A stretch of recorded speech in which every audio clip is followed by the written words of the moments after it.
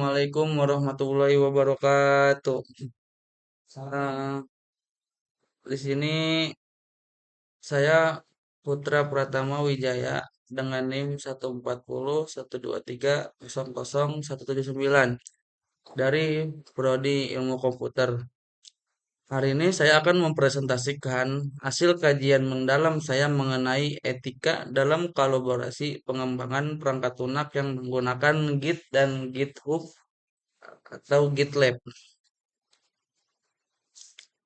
Di era modern ini, menulis kode bukan lagi pekerjaan individu di ruang tertutup. Menulis kode adalah seni berkolaborasi lintas benua, namun seiring dengan kemudahan teknologi ini, muncul sebuah pernyataan besar. Apakah kemampuan teknis aja cukup untuk menjamin keberhasilan sebuah proyek?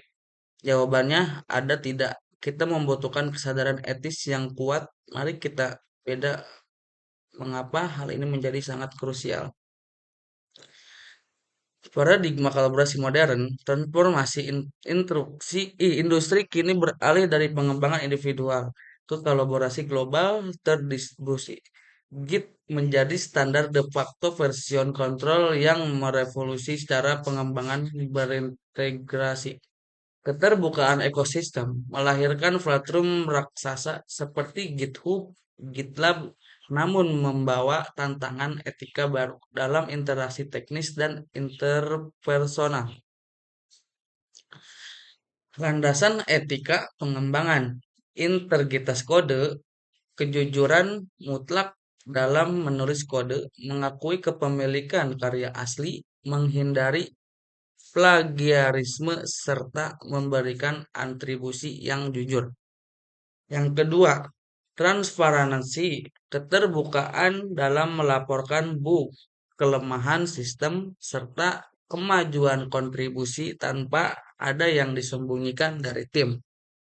Profesionalisme di sini mendukung komunikasi yang sehat, menghargai waktu reviewer, serta menjunjung tinggi kode perilaku komunitas code of conduct.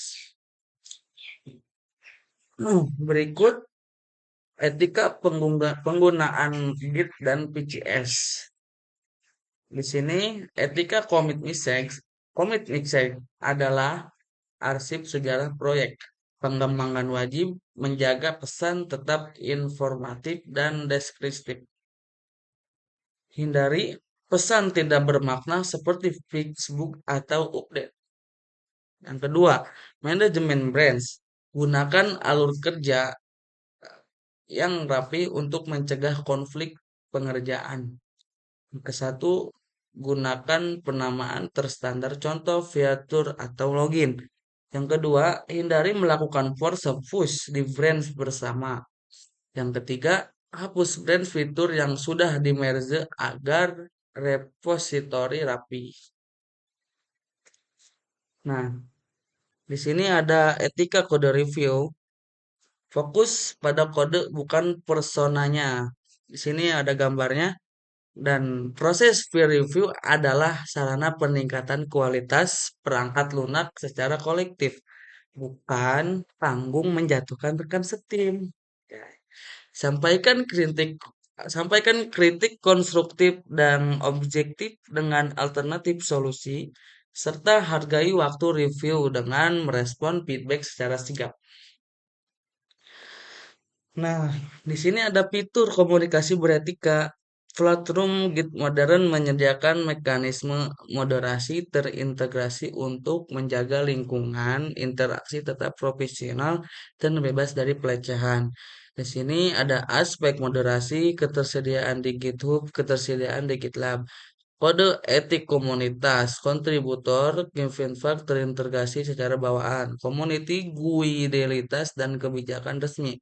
Moderasi diskusi, fitur blog, blog conversion, head komentar, fitur blog, blog discussion, moderasi merge request, kebijakan anti pelecehan, acceptable use policy out atau ketat, kode of conduct komprehensif bagi komunitas, fitur implikasi sosial, pronoun profil, pelaporan konten berbahaya, multibahasa, aksesibilitas antarmuka modern. Etika kontribusi open source. Yang satu, menghormati aturan proyek, wajib membaca file contributing MZ dan code of cons MZ sebelum mengirimkan baris kode pertama. Yang kedua, etika forking repository. Gunakan fork untuk kolaborasi sehat dan pengembangan independen, bukan untuk tujuan hostile atau merusak proyek aslinya. Yang ketiga, atribusi dan kredit layak. Selalu cantumkan kredit penciptaan asli jika mengadaptasi kode dari pihak lain. Jangan menghapus sejarah komit original. Yang keempat, kontribusi balik. Upstreaming. Kirimkan kembali perbaikan book repositori utama agar seluruh ekosistem komunitas dapat meningkatkan manfaatnya.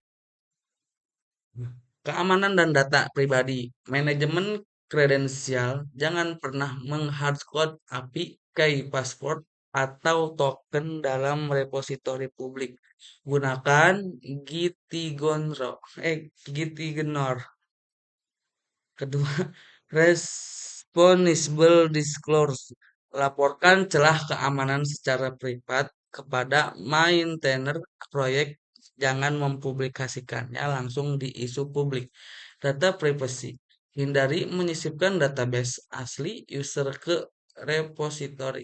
Gunakan data sintetis dalam kurung dummy demi melindungi privasi. Di sini ada karakteristik lisensi open source. Memilih dan mematuhi lisensi bukan hanya kepatuhan hukum, tetapi integritas etis terhadap karya cipta intelektual pengembangan lain. Di sini dalam tabel ini berisi lisensi MIT apa 2.0 GVL V3 GVL V3 dari tipe lisensi permisif, copyleft, strong copyleft, boleh komersil, wajib open source kembali, atribusi wajib. Di sini ada studi kasus pelanggaran etika. Yang ke satu, insiden lab pada 2016, penghapusan sepihak 250 paket NVM oleh developer sebagai protes hak cipta merusak sistem build ribuan proyek di dunia mendadak. Di sini ada peringatan kode yang dipakai luas membawa tanggung jawab etis terhadap ekosistem global. Yang kedua kasusnya, kebocoran kredensial massal. Penelitian 2023 menunjukkan lebih dari 10 juta rahasia sensitif dalam kurung token atau password bocor di GitHub karena kecerobohan pengembang melakukan push. Nah, di sini ada peringatan pelajaran. Ignorasi atau ketidaktahuan teknologi yang tidak membebaskan Anda dari kelalaian etika profesional. What clean commit can do collaborative ethically. Etika kolaborasi pengembangan modern. Terima kasih. Mari bangun ekosistem pengembangan yang sehat, inklusif, dan berintegritas. GitHub.com Putra Pratama Wijaya, email Putra Uniba SID. Sekian presentasi saya.